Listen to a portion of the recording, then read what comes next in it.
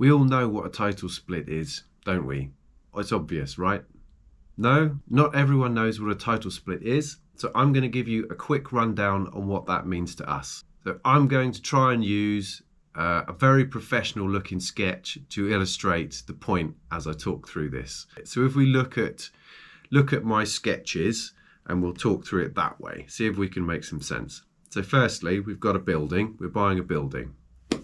Let's make it a bit bigger than that because it's actually a block of flats. So within that block of flats, you've got a bunch of different flats. Here we go, there's 6 of them in this one. There they are. So that is your freehold. You've bought the freehold, you've bought the whole thing on one title. That's the important piece there. So then, let's look at the next drawing. There you go, there's your freehold title. What's going to happen next is you're going to split that out onto a bunch of different titles. So you've got the freehold, and then you've got your 6 individual flats underneath. Those flats are all now leasehold. So you've split up the building. So what's the point of splitting the block like that, John? Why do we split it all up? What do we get from that? So to start with, one way to consider title split investment is as though you're buying it wholesale, or you're buying a multi-pack of Doritos. It would have to be either the cool, what they call Cool Wave, or Cool Original, that's it, or Chili Heat Wave, otherwise I'm not interested.